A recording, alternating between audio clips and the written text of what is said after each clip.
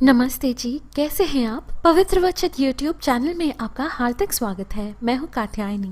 दोस्तों, जिस घर में तुलसी के पौधे की रोज पूजा होती है, उस घर पर भगवान श्री हरि विष्णु जी के साथ ही साथ माँ लक्ष्मी की भी सदैव कृपा होती है, क्योंकि पुराणों में तुलसी जी को माँ लक्ष्मी का ही रूप कहा गया है और भगवान विष्णु जी की प्रिया है, इसलिए उन्हें विष्णु प्रिया, हरि प्रिया भी कहा जाता है। भगवान विष्णु जी की पूजा तुलसी दल के बिना तो अधूरी ही मानी जाती है। ऐसे में जिस घर में तुलसी जी विराजमान हैं, वास्तु के दृष्टिकोण से उस घर के वास्तु दोष मिट जाते हैं।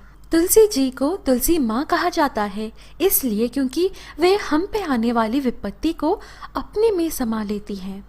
तुलसी जी का एक पौधा भी अपने आसपास के 200 मीटर के वातावरण को शुद्ध कर देती हैं। दोस्तों, पौधों में नकारात्मक ऊर्जा को नष्ट करने की क्षमता होती है, इसलिए पौधों में देवी देवताओं का वास माना जाता है।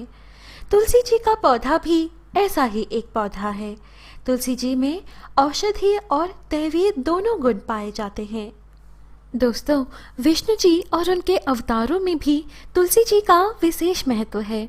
खास तौर से शालिग्राम की पूजा तो तुलसी जी के बिना पूर्ण नहीं मानी जाती है।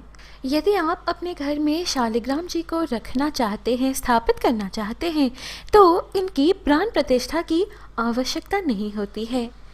यह न केवल पत्थर बल्कि भगवान विष्णु जी का ही अवतार है। शालिग्राम अलग अलग स्वरूपों में मिलते हैं। कुछ अंडाकार होते हैं तो कुछ में छेद होते हैं। इन पत्थरों के अंदर शंख, चक्र, गदा तथा पद्म जैसे शुभ चिन्ह बने होते हैं। शालिग्राम जी को तुलसी जी के साथ ही उनके गमले में स्थापित कर सकते हैं।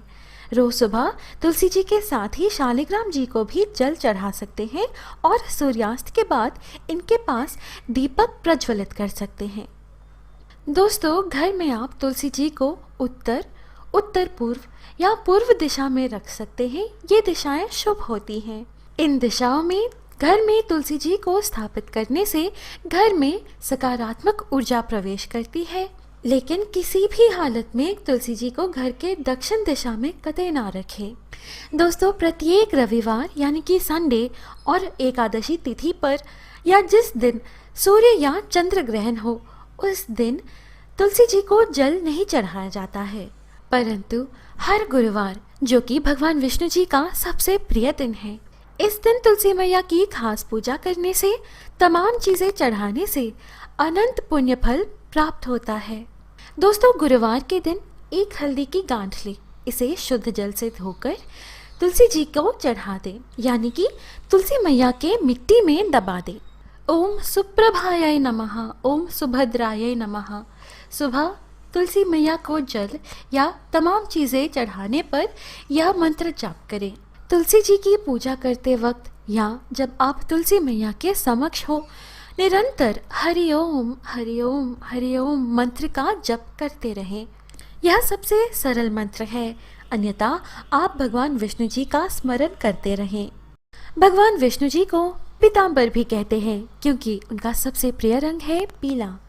हल्दी की गांठ बहुत ही शुभ फलदायी होती है। दोस्तों, तुलसी मैया को आप लाल चुनरी अवश्य चढ़ाएं। यदि तुलसी जी का पौधा छोटा हो और लाल चुनरी का वजन नहीं उठा सकता, तो आप अवश्य ही लाल चुनरी से तुलसी जी के गमले को लपेट सकते हैं। जिनके वैवाहिक जीवन में परेशानियां हो, उन्हें यह उपाय अवश्य करना चाहिए। कैसी भी परेशानी हो, एक कोरे कागज पर अपने सारे दुख दर्द को लिखकर तुलसी जी के मिट्टी में दबा दें। तुलसी जी के सामने हाथ जोड़कर प्रार्थना करते हुए परिक्रमा अवश्य करें।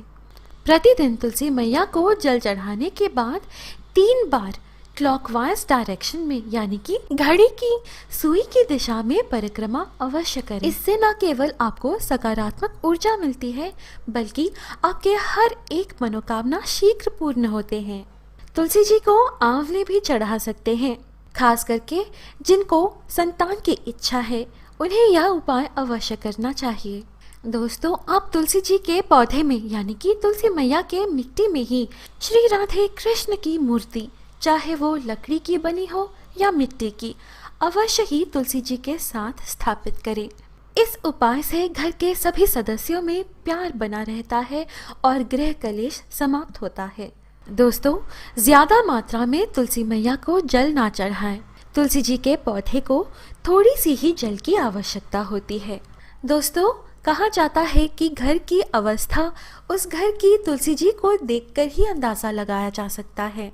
इसलिए तुलसी जी की सही देखभाल करें, उन्हें कड़ी धूप में ना रखें और हर 2-3 महीने में एक बार 1 छोटी चम्मच जितनी एप्सम सॉल्ट तुलसी के मिट्टी में अवश्य डालें। पूर्णिमा की तिथि पर चंद्रमा को दूध से अर्घ्य दिया जाता है।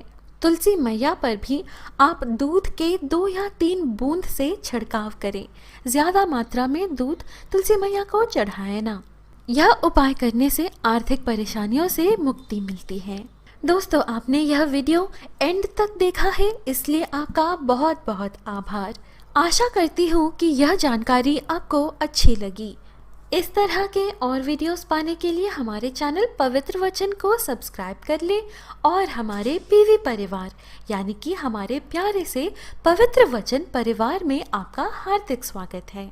अभी मुझे इजाज़त दीजिए दोस्तों, हम फिर मिलेंगे अगली वीडियो में। स्वस्ति।